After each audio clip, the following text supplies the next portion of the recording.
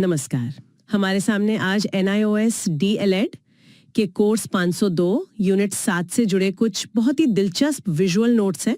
Topic है multigrade और multi level स्थितियों का मैनेजमेंट। जी। ये टॉपिक DSSB, PRT जैसे टीचिंग एग्जाम्स की तैयारी करने वालों के लिए बेहद जरूरी है। तो आज का मिशन साफ है, हम इन बेहतरीन नोट्स की परतों को खोलेंगे और ये समझने की कोशिश करेंगे कि कैसे एक टीचर एक ही समय में 5 अलग-अलग क्लास के बच्चों को प्रभावी ढंग से पढ़ा सकता है। हाँ, ये सुनने में तो नामुमकिन सा लगता है। बिल्कुल, लेकिन आज हम उन शानदार रणनीतियों को उजागर करेंगे जो इसे संभव बनाती हैं। बिल्कुल, और देखिए ये नोट सिर्फ किताबी बातें नहीं बताते, बल्कि असल क्लासरूम की जो चुनौतियां हैं और उनके समाधानों को दिखाते हैं। आज हम सिर्फ ये नहीं देखेंगे कि क्या करना है, बल्कि ये भी समझेंगे कि उसके पीछे का क्यों क्या है। अच्छा, हर रणनीति के पीछे एक मनोविज्ञान है, एक तरीका है जो एग्जाम में सिर्फ सही जवाब चुनने में ही नहीं, बल्कि कॉन्सेप्ट को हमेशा के लिए याद रखने में भी मदद करेगा। तो चलिए सबसे पहले उस स्थिति को ही समझते हैं जिसकी हम बात कर रहे हैं। हमारे दिमाग में क्लासरूम की एक तस्वीर होती है, एक टीचर, एक क्लास, एक ही ग्रेड के बच्चे। इसे मोनोग्रेड कहते हैं। जी। लेकिन यहाँ कहानी बिल्कुल अलग है। हम बात कर रहे हैं मल्टीग्रेड क्लासरूम की, जहाँ एक ही टीचर एक ही कमरे में एक साथ क्लास 2, 3 और 4 के बच्चों को पढ़ा रहा है। और ये कोई मतलब अनोखी या अस्थायी व्यवस्था नहीं। नहीं, ये भारत की जमीनी हकीकत है। आंकड़े तो चौंकाने वाले हैं। भारत के लगभग 80% प्राइमरी स्कूलों में 5 क्लास संभालने के लिए 4 या उससे भी कम टीचर हैं। 80%? ये तो बहुत ज्यादा है, बहुत ज्यादा। इसका मतलब है कि ज्यादातर स्कूलों में मल्टीग्रेड टीचिंग एक मजबूरी नहीं, बल्कि रोज का सच है। ये कोई समस्या नहीं है जिसे खत्म करना है, बल्कि एक स्थिति है जिसे मैनेज करना सीखना है। तो सवाल ये उठता है कि ये स्थिति पैदा ही क्यों हुई? क्या ये सिर्फ फंड्स की कमी या टीचर्स की कमी का नतीजा है? नहीं, ये उससे कई ज्यादा गहरा और व्यवस्था से जुड़ा हुआ मामला है। इसके पीछे 2 बड़े कारण हैं, एक नीतिगत और दूसरा व्यवहारिक। अच्छा। नीतिगत कारण तो हमारे शिक्षा के अधिकार कानून यानी RTE एक्ट 2009 में ही छिपा है। कानून में? ये तो दिलचस्प है। कैसे? देखिए, कानून एक नियम तय करता है जिसे प्यूपल टीचर रेशियो या PTR कहते हैं। हाँ, PTR। प्राइमरी लेवल पर ये 30.1 है, मतलब हर 30 बच्चों पर एक टीचर। ठीक है। अब सोचिए, किसी छोटे से गांव का स्कूल है जहां 5 क्लास में कुल 60 बच्चे पढ़ते हैं। कानून के हिसाब से उन्हें कितने टीचर मिलेंगे? सिर्फ 2। सिर्फ 2 टीचर 5 क्लास के लिए? अब 2 टीचर 5 क्लास कैसे पढ़ाएंगे? उन्हें क्लास मिलानी ही पड़ेंगी। तो ये स्थिति सिस्टम द्वारा ही बनाई गई है। अच्छा, तो पॉलिसी ही इसकी एक वजह है, लेकिन आपने व्यावहारिक कारणों का भी जिक्र किया था। जाहिर है जमीन पर मुश्किलें और भी होंगी। बिल्कुल, व्यावहारिक मुश्किलें तो रोज की कहानी है। सबसे पहली है इंफ्रास्ट्रक्चर की कमी। जैसे कि कमरे कम होना। हाँ, कई स्कूलों में क्लास 5 है पर कमरे सिर्फ 3, तो जाहिर है 2 क्लास को एक साथ बिठाना ही पड़ेगा। फिर आता है टीचर एब्सेंटिज्म, मतलब टीचर का छुट्टी पर होना। जी, मान लीजिए एक टीचर किसी वजह से छुट्टी पर है, तो उनकी क्लास के बच्चों को घर तो नहीं भेज सकते। नहीं, बिल्कुल नहीं। उन्हें किसी दूसरी क्लास के साथ मिला दिया जाता है। और एक और बड़ी वजह है दूर दराज के इलाकों में टीचर्स की पोस्टिंग में हिचकिचाहट, जिससे वहां पद खाली रह जाते हैं और मौजूदा टीचर्स पर बोझ बढ़ जाता है। ठीक है, तो हमने ये स्थापित कर लिया है कि ये एक अस्थायी समस्या नहीं, बल्कि एक व्यवस्थागत और व्यवहारिक हकीकत है। ये थोड़ा चिंताजनक लगता है।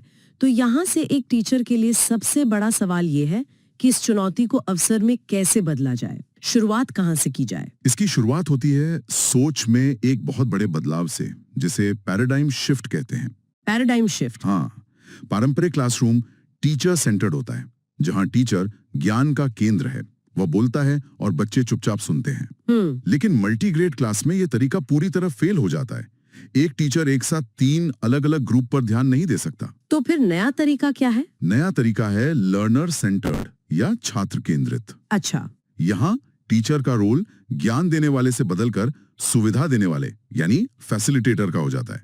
लक्ष्य ये नहीं है कि टीचर हर बच्चे को पढ़ाए, बल्कि ये है कि ऐसा माहौल बनाया जाए जहां बच्चे खुद से और एक दूसरे से सीख सकें। कोई उदाहरण दे सकते हैं? यूं समझिए, ये आज मैं तुम्हें पौधों के बारे में पढ़ाऊंगा कहने के बजाय चलो आज बाहर चलकर देखते हैं कि हमारे स्कूल के बगीचे में हम पौधों के बारे में क्या-क्या खोज सकते हैं। अच्छा, मतलब फोकस टीचर के प्रदर्शन से हटकर बच्चे के अनुभव पर आ जाता है। बिल्कुल सही।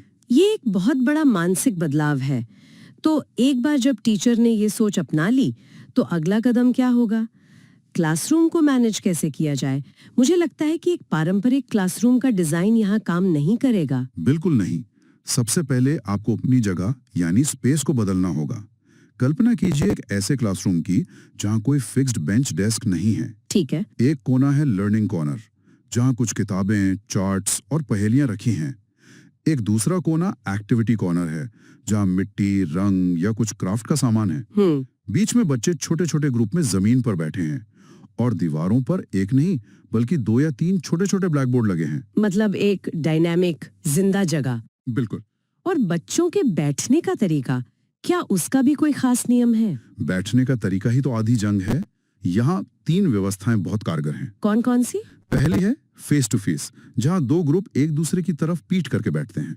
अच्छा, ये कब काम आती है? यह तब बहुत अच्छा काम करता है जब एक ग्रुप को गणित और दूसरे को भाषा पढ़ानी हो, ताकि वे एक दूसरे को डिस्टर्ब न करें। समझ गई। दूसरी है यू शेप या अर्धवृत्त, जो कहानी सुनाने, कविता पाठ या किसी भी सामूहिक गतिविधि के लिए बेहतरीन है, क्योंकि इसमें हर बच्चा टीचर को देख सकता है। हाँ, ये तो है। और तीसरी है छोटे छोटे गोले बनाकर बैठना, जो साथियों द्वारा सिखाने यानी पीयर लर्निंग के लिए सबसे अच्छी है। और मैं शर्त लगा सकती हूँ कि सीधी कतारों में बैठना, जैसा हम सब ने अपने बचपन में किया है, वो यहाँ बिल्कुल काम नहीं करता होगा। आपने बिल्कुल सही पकड़ा। यह एक सीधा एग्जाम पॉइंट भी है। अच्छा, पारंपरिक कतारें मल्टीग्रेड क्लास के लिए सबसे अप्रभावी है। क्यों? फिर बच्चों के बीच बातचीत और सहयोग को रोकती हैं, जो इस सिस्टम की जान है। ठीक है, तो क्लासरूम तैयार है, बैठने की व्यवस्था हो गई। अब आते हैं सबसे मुश्किल काम पे, बच्चों के ग्रुप कैसे बनाएं। हमारे पास अलग अलग उम्र और अलग अलग सीखने की क्षमता वाले बच्चे हैं। ये तो बहुत जटिल लगता है। देखिए, इसे आसान बनाने के लिए 2 मुख्य आधार हैं। पहला, ग्रेड के आधार पर। ग्रेड के आधार पर? इसका एक सरल नियम है, पास की क्लास को मिलाएं। जैसे क्लास 2 और 3 का एक ग्रुप बना दें और क्लास 4 और 5 का दूसरा। ऐसा क्यों? ऐसा इसलिए क्योंकि उनके सिलेबस के टॉपिक में एक तरह का फ्लो होता है। हाँ। लेकिन यह एक बहुत जरूरी अपवाद है जिसे हमेशा याद रखना है। और वो क्या है? क्लास 1 को हमेशा एक अलग ग्रुप में रखना चाहिए। हमेशा? ऐसा क्यों? क्योंकि ये बच्चे अभी अभी स्कूल के माहौल में आए हैं, उन्हें लगातार टीचर के ध्यान और सहारे की जरूरत होती है। सही बात है। वे स्वतंत्र रूप से काम नहीं कर सकते, इसलिए उन्हें बाकी बच्चों के साथ मिलाना उनके लिए और टीचर के लिए, दोनों के लिए मुश्किल पैदा कर सकता है। ये बहुत प्रैक्टिकल सलाह है। अब दूसरे आधार पर आते हैं, क्षमता के आधार पर ग्रुपिंग।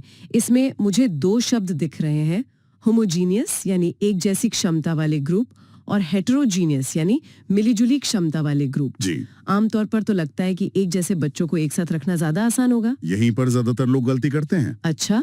होमोजीनियस ग्रुपिंग यानी सभी तेज बच्चों को एक साथ और सभी धीमे बच्चों को एक साथ रखना सुनने में अच्छा लगता है, लेकिन ये बहुत खतरनाक हो सकता है। खतरनाक? हाँ, ये बच्चों पर स्मार्ट या कमजोर का ठप्पा लगा देता है। सोचिए उस बच्चे के बारे में जिसे हमेशा धीमे ग्रुप में रखा जाता है, उसके आत्मविश्वास का क्या होगा? हाँ, ये तो बहुत गंभीर बात है। इसलिए इस तरह की ग्रुपिंग का इस्तेमाल सिर्फ कभी-कभी किसी खास टॉपिक पर उपचारात्मक शिक्षण यानी रिमीडियल वर्क के लिए ही करना चाहिए। तो फिर बेहतर विकल्प हेटेरोजीनियस ग्रुपिंग है, लेकिन ये कैसे काम करता है? मुझे इसमें एक चुनौती दिख रही है। क्या ऐसा नहीं होगा कि होशियार बच्चा जल्दी काम खत्म करके बोर हो जाएगा, या फिर कमजोर बच्चे को सिर्फ नकल करने की आदत पड़ जाएगी? ये एक बहुत अच्छा सवाल है। यहीं पर इस रणनीति का जादू छिपा है। अच्छा। ये सिर्फ कमजोर बच्चे की मदद के लिए नहीं है, ये होशियार बच्चे के लिए भी उतना ही फायदेमंद है। वो कैसे? जब एक तेज सीखने वाला बच्चा किसी धीमे सीखने वाले को कोई कॉन्सेप्ट समझाता है, तो उसे उस कॉन्सेप्ट को और भी सरल शब्दों में तोड़ना पड़ता है। इस प्रक्रिया में उसकी खुद की समझ पहले से कहीं ज्यादा गहरी और पक्की हो जाती है। वाह, ये एक सच्चा विन विन है। कमजोर बच्चे को अपने दोस्त से सीखने में झिझक नहीं होती और सिखाने वाले बच्चे में नेतृत्व और आत्मविश्वास बढ़ता है। इसीलिए एग्जाम के लिए ये सबसे अच्छी रणनीति मानी जाती है। बिल्कुल। वाह, ये तो सच में गहरा इंसाइट है। चलिए, क्लासरूम सेट हो गया, ग्रुप भी बन गए, अब असल काम यानी पढ़ाने पर आते हैं। मान लीजिए मुझे सभी ग्रुप को एक ही विषय पढ़ाना है, जैसे विज्ञान, लेकिन उनके लेवल अलग अलग है। ये कैसे संभव है? इसके लिए एक बहुत ही सुंदर रणनीति है जिसे कॉमन थीम अप्रोच कह सकते हैं। Common theme? हाँ, कल्पना कीजिए कि आज का हमारा थीम है पेड़।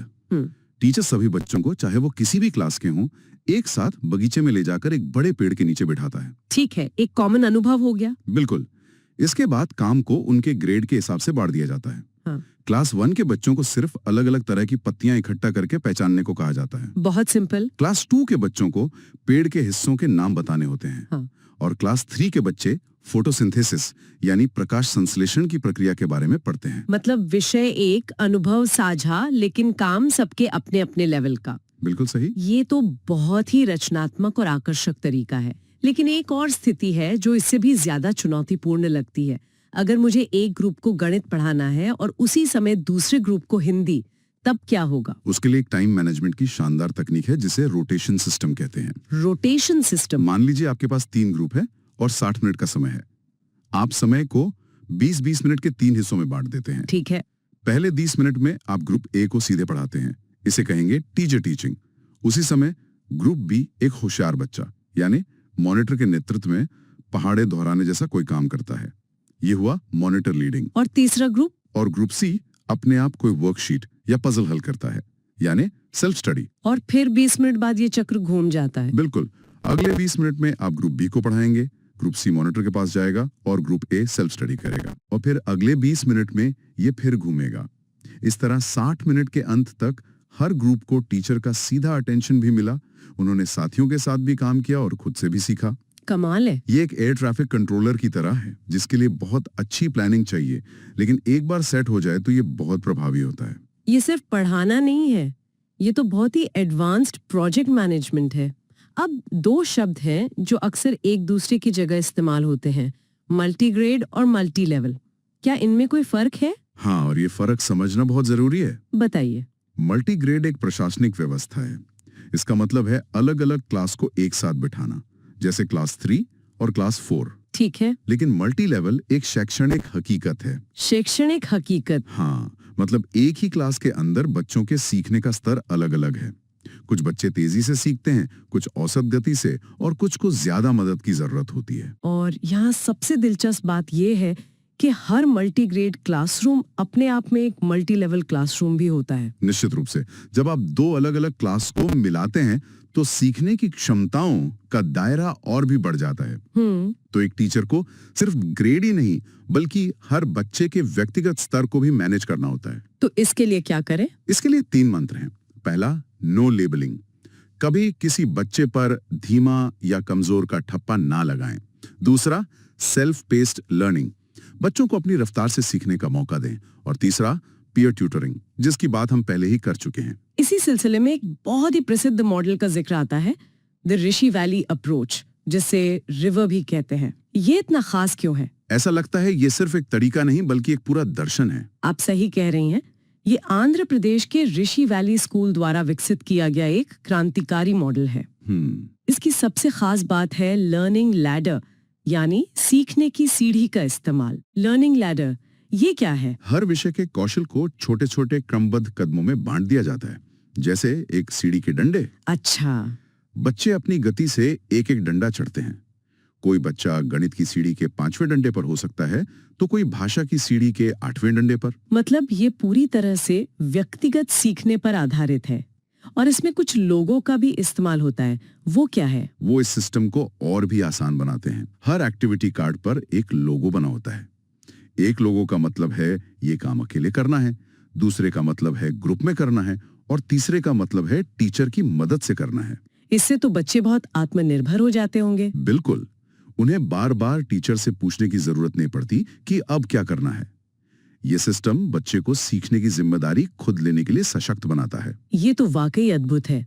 तो अगर हम इन सब रणनीतियों को देखें तो ये साफ है कि एक मल्टीग्रेड क्लासरूम एक अच्छे मोनोग्रेड क्लासरूम से भी बेहतर सीखने का माहौल दे सकता है। हाँ, बिल्कुल। एक तुलनात्मक नजर डालें तो मल्टीग्रेड क्लास में बच्चों के बीच संवाद और सहयोग कहीं ज्यादा होता है। वे टीचर पर कम निर्भर होते हैं और ज्यादा आत्मनिर्भर बनते हैं। और क्लास का माहौल किसी औपचारिक डरावनी जगह जैसा नहीं, हाँ, बल्कि एक अनौपचारिक जीवंत वर्कशॉप जैसा होता है। जिसे बच्चे खुद मैनेज करते हैं। बिल्कुल। तो इस पूरी चर्चा से एग्जाम के लिए वो कौन से 5 सबसे जरूरी पॉइंट्स हैं जिन्हें एक एस्पिरेंट को बिल्कुल नहीं भूलना चाहिए? ये 5 पॉइंट्स इस पूरे टॉपिक का सार है। ठीक है, बताइए। पहला, सबसे अच्छी ग्रुपिंग कौन सी है? हमेशा याद रखें, हेट्रोजेनियस यानी मिलीजुली क्षमता वाली। दूसरा, बैठने की सबसे अच्छी व्यवस्था, यू शेप या छोटे गोले, कतारें कभी नहीं। तीसरा, आरटीए का नियम क्या है? प्राइमरी लेवल पर पीटीआर 30:1 है, जो मल्टीग्रेड का एक मुख्य कारण है। चौथा, ऋषि वैली मॉडल किस खास चीज का इस्तेमाल करता है? लर्निंग लैडर्स का। और पांचवा और आखिरी पॉइंट, पांचवा, रोटेशन सिस्टम को चलाने के लिए क्या जरूरी है? एक प्रभावी मॉनिटर सिस्टम। और इसी से जुड़ा एक प्रैक्टिस प्रश्न है, पीयर लर्निंग को बढ़ावा देने के लिए सबसे प्रभावी ग्रुपिंग रणनीति कौन सी है? और इसका जवाब तो अब तक की हमारी बातचीत में बिल्कुल साफ हो चुका है। बिल्कुल सही जवाब है सी, हेट्रोजीनियस। क्योंकि पीयर लर्निंग का मतलब ही है कि अलग अलग क्षमता वाले बच्चे एक दूसरे से सीखें, एक दूसरे को सिखाएं। तो इन विजुअल नोट्स की गहराई में उतरकर ये साफ हो गया है कि मल्टी ग्रेड टीचिंग कोई मजबूरी नहीं बल्कि एक अवसर है। सही सोच, सही रणनीतियों और स्मार्ट मैनेजमेंट से ये एक ऐसा माहौल बना सकता है जहां बच्चे सिर्फ किताबी ज्ञान नहीं बल्कि आत्मनिर्भरता, सहयोग और नेतृत्व जैसे जीवन के जरूरी कौशल भी सीखते हैं। और अंत में श्रोताओं के लिए सोचने के लिए एक सवाल छोड़ जाते हैं। जी, हमने रणनीतियों, मॉडल्स और योजनाओं की बात की, लेकिन इन सब के बीच एक शिक्षक का धैर्य, उसकी रचनात्मकता और हर बच्चे को समझने की उसकी सूझबूझ इन मल्टी ग्रेड कक्षाओं में असल में जान कैसे डालती है? हाँ, बहुत गहरा सवाल है। क्या कोई भी योजना या कोई भी मॉडल शिक्षक के उस मानवीय स्पर्श की जगह ले सकता है जो एक भीड़ में भी एक बच्चे को यह महसूस कराए कि उस पर ध्यान दिया जा रहा है?